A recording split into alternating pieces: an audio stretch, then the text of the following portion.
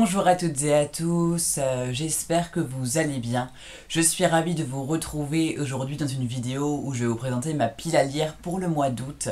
Je pense avoir été assez ambitieux car je pars en vacances et donc je ne pense pas avoir le temps pour lire tous les livres que je vais vous présenter aujourd'hui. Mais j'ai envie de me dire, mieux vaut trop que pas assez, et donc on va commencer sans plus tarder pour cette pile à lire du mois d'août. Un des livres que je compte lire durant le mois d'août, c'est le tome 3 de Phobos, écrit par Victor Dixen et paru chez la collection R. C'est un gros pavé, mais j'ai très envie de le lire et de le continuer en lecture commune avec Victoire du conte La pièce va-et-vient. J'ai vraiment super envie car j'avais adoré le tome 1 et le tome 2. Et donc je ne veux pas trop regarder le résumé pour pas ne me faire spoiler, mais pour vous faire un petit résumé du tome 1. Il va y avoir 6 prétendantes et 6 prétendants qui vont être élus pour aller sur Mars pour le programme Genesis, c'est-à-dire que c'est un programme de télé-réalité. Ils vont être filmés durant toute leur ascension vers Mars en vaisseau spatial. Et donc il va y avoir des speed dating parce qu'en gros dans le vaisseau il va y avoir une partie pour les filles et une partie pour les garçons. Et en fait tous les jours il va y avoir un garçon qui va pouvoir avoir une fille et la semaine d'après c'est une fille qui va pouvoir avoir un garçon. Et donc ils vont essayer de créer des couples car à leur arrivée sur Mars ils devront avoir créé des couples et ensuite faire des enfants. Mais tout ne va pas passer comme prévu. Il va y avoir Serena McBee qui est la gérante du groupe Genesis qui semble cacher des choses qui sont pas très nettes concernant l'avenir des prétendants sur Mars. Et donc voilà, je ne veux pas vous en dire plus, mais découvrez cette série, elle est vraiment incroyable. Victor Dixen est un auteur de génie, je le qualifie souvent comme ça. Et donc j'ai super hâte de lire le tome 3, je sens que je vais adorer, j'espère que je vais encore plus aimer que le tome 1 et que le tome 2, même si la barre était déjà super haute. Donc voilà, je vous tiendrai au courant, mais j'ai trop hâte de le continuer.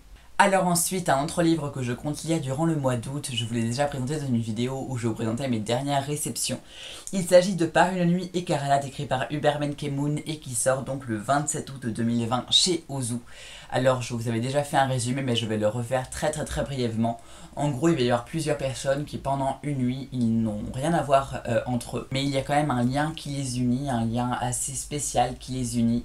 Et ils vont faire des choses assez improbables durant une nuit, et ce qui pourrait avoir de terribles conséquences. Donc voilà, ça va être un thriller qui se lit super vite vu qu'il fait 130 pages, donc ça va se lire vraiment super rapidement. Mais j'espère aimer parce que je sens que cet auteur a vraiment une plume super.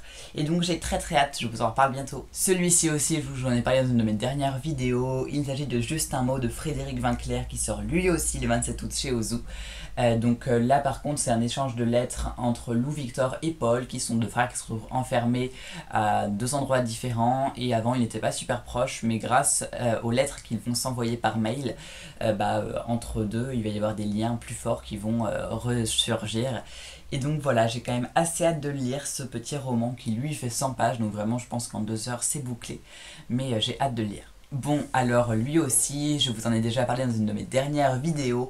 Il s'agit de Darling, le tome 1 qui s'appelle #automne et qui sort lui le 2 septembre chez les éditions Actes Sud Junior. Il est écrit par Charlotte Herly et Julien Dufresne-Lamy et en gros il va y avoir des messages d'une personne qui s'appelle Y sur Instagram qui va envoyer un message disant tu étais si jolie aujourd'hui à May. Et ensemble un jeu dangereux et passionnel va se créer entre ces deux personnes. Et donc franchement ça me tente super bien, donc j'ai hâte de pouvoir le découvrir durant le mois d'août. En août, je compte aussi lire Quand nos souvenirs viendront danser, écrit par Virginie Grimaldi et paru chez le livre de poche. Déjà je trouve la couverture super jolie et j'ai hâte de le découvrir, surtout que les Virginie Grimaldi ça se lit super vite puisque le style d'écriture n'est pas super compliqué mais fait quand même passer un moment super doux, plein de douceur, plein de légèreté. En plus là c'est quand même un sujet assez fort qui est traité mais je suis sûre que ça va être assez léger, ça arrivera quand même à me faire rire. En gros, il va y avoir l'impasse des colibris qui est menacée d'être détruite, alors que des personnes qui ont 80 ans y vivent depuis 60 ans, donc ils ont un petit peu tous leurs souvenirs dans cette impasse. Et en apprenant qu'elle va être rasée, ça leur fait vraiment un gros choc. Ils vont tout faire pour que leur impasse puisse rester en vie, tant que eux aussi restent en vie. Voilà, j'ai super hâte de le découvrir. Voilà, un autre livre de Virginie Grimaldi, ça ne peut faire que du bien. Et je pense que c'est le livre parfait à lire en été, et donc en août évidemment. Ensuite, un autre livre que je compte lire durant le mois d'août, c'est L'insaisissable logique de ma vie, écrit par Benjamin Alire Sáenz et paru chez Pocket Jeunesse. Vous devez savoir que j'ai lu et plus qu'adoré Aristote et Dante découvrent les secrets de l'univers, écrit par le même auteur. Donc mon impatience est vraiment à un haut point quant à la lecture de ce roman. Alors j'ai lu le résumé, je ne comprends vraiment pas tout, donc j'ai hâte de le découvrir en tant que tel.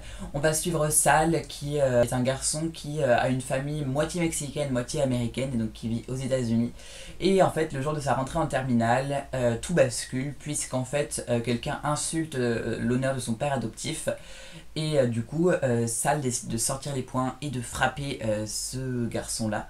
Sal va après se remettre en question, va remettre en question son identité, ses origines. Et grâce à Sam, qui est elle, sa meilleure amie, et à son père, Sal va essayer de comprendre l'insaisissable logique de ma vie. Bon, le résumé est assez flou, je ne vous cache pas, mais j'ai très hâte de le lire. Franchement, c'est un des livres qui me tente le plus dans ma pile à lire, c'est pour ça que je vais le lire en mois d'août. Il est quand même assez gros, il fait 500 pages, mais en fait, Aristote et Dante était aussi super long, je trouve. Mais en fait, les chapitres sont très courts, ils font une page et demie, 2 pages, et du coup, ça se lit super vite, mais je vais essayer de ne pas trop le dévorer pour pouvoir savourer chaque mot de Benjamin Alirsaen, qui est un auteur que j'adore et qui écrit divinement bien. Donc j'en attends énormément de ce livre, j'espère ne pas être déçue.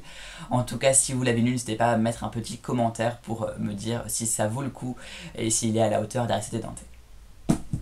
Un autre livre que je compte lire durant le mois d'août, c'est Et ils meurent tous les deux à la fin de Adam Silvera, qui est paru chez la collection R. Pareil, j'en ai parlé dans une de mes dernières vidéos, Book Haul.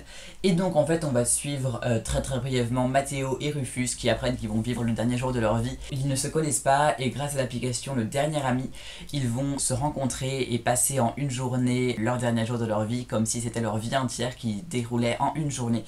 Ça a l'air super touchant, super beau, et puisque c'est le livre préféré de Nina, je compte le lire super vite et j'ai hâte de le découvrir.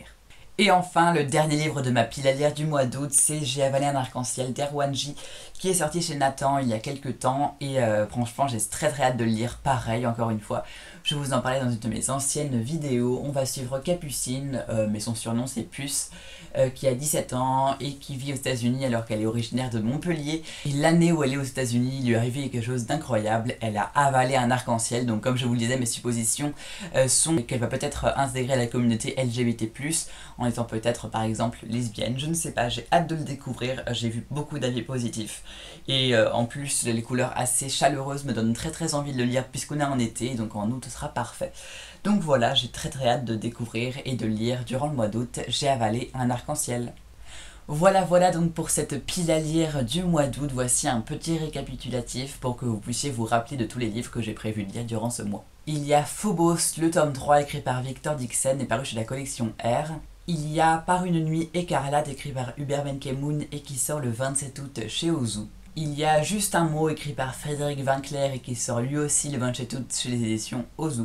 Il y a Darling, le tome 1, #automne, écrit par Charlotte Herly et Julien Dufresne-Lamy, qui sort chez Actes Sud le 2 septembre. Il y a Quand nos souvenirs viendront danser, écrit par Virginie Grimaldi et paru chez Le Livre de Poche. J'ai aussi prévu de lire L'insaisissable logique de ma vie, écrit par Benjamin Alirsaen, c'est paru chez Pocket Jeunesse.